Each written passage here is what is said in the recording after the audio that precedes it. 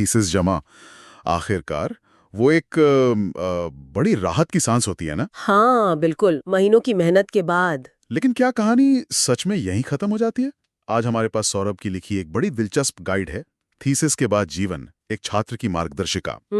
तो आज हम इसी के जरिए ये समझने की कोशिश करेंगे कि इस अहम पड़ाव के बाद का सफर कैसा होता है, कहाँ ले जा सकता है। अच्छा। तो आज का हमारा इरादा ये है कि उन जरूरी कदमों और उस सोच को टटोलें जिनकी जरूरत थीसिस जमा करने के ठीक बात पड़ती है। हाँ, ये बहुत जरूरी है। कैसे इस पड़ाव को सिर्फ एक अंत न मानकर एक नई शुरुआत, गाइड में जैसे कहा है, एक लॉन्च पैड की तरह देखा जाए। लॉन्च पैड, हाँ अच्छा शब्द है। गाइड साफ कहती है जमा करना हमेशा आखिरी स्टेप नहीं होता। तो सवाल यही है, थीसिस जमा हो गई, अब आगे क्या? हाँ, यही सबसे बड़ा सवाल होता है अक्सर। चलिए, तो फिर इसी पर थोड़ी गहराई से बात करते हैं।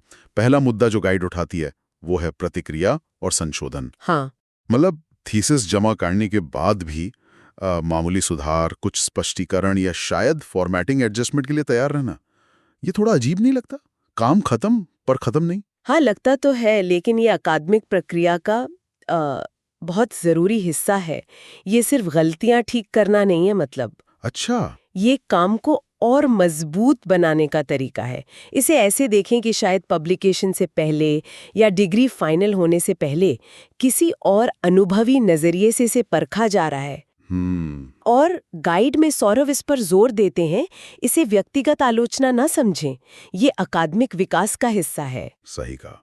हालांकि मानना पड़ेगा, कहना आसान है पर जब फीडबैक आता है तो। हाँ वो तो है, थोड़ा मुश्किल तो लगता ही है, पर ये ग्रोथ के लिए है। बिल्कुल। अच्छा, तो फीडबैक वाला स्टेज हो गया। इसके बाद गाइड एक और अहम कड़ी पर बात करती है, अपने सुपरवाइजर से संपर्क बनाए रखना। हाँ ये बहुत जरूरी है। ऐसा नहीं कि थीसिस दी और बस गायब हो गए। नहीं, बिल्कुल नहीं।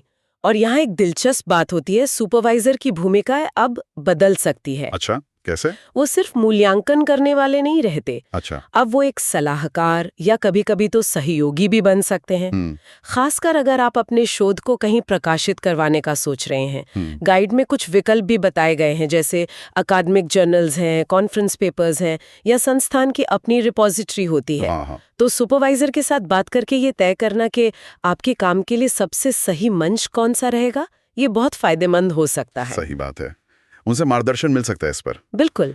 और ठीक है, ये सब तो हो गया, लेकिन इतनी भागदौड़, महीनों की शायद सालों की मेहनत के बाद हाँ। एक ब्रेक। हाँ, बहुत जरूरी। बहुत जरूरी। गाइड में भी इसका जिक्र है, आराम करना, पूरी यात्रा पर थोड़ा सोचना, चिंतन करना और फिर आगे की योजना बनाना। एक ब्रेक तो बनता है ना? हाँ बिल्कुल बनता है। और ये सिर्फ मतलब थककर सो जाना नहीं है। अच्छा। गाइड इसे एक तरह से रणनीतिक ठहराव के तौर पर देखती है। ये वो वक्त है जब आप शांत दिमाग से सोच सकते हैं कि इस पूरी प्रक्रिया से आपने क्या सीखा।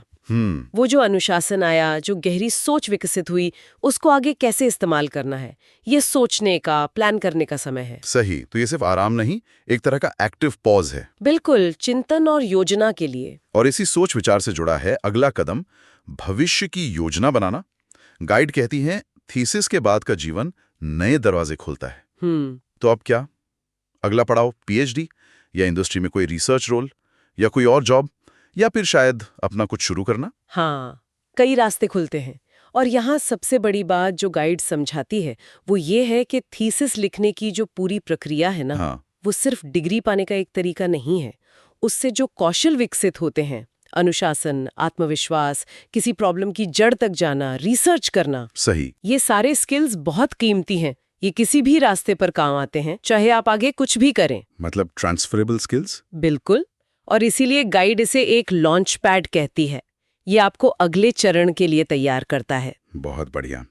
तो अगर हम आज की बातचीत के मुख्य बिंदुओं को समेटें, पहला, संशोधनों के लिए तैयार रहें, वो प्रक्रिया का हिस्सा है। हाँ। दूसरा, सुपरवाइजर से जुड़े रहें, उनकी भूमिका बदल सकती है। तीसरा, प्रकाशन के विकल्पों पर सोचें।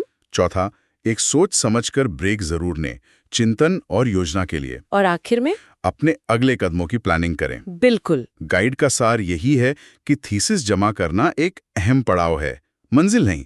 ये आगे की उड़ान के लिए एक लॉन्च पैड है। और यहाँ मेरे मन में एक दिलचस्प सवाल आ रहा है जो शायद सुनने वाले भी सोच सकते हैं।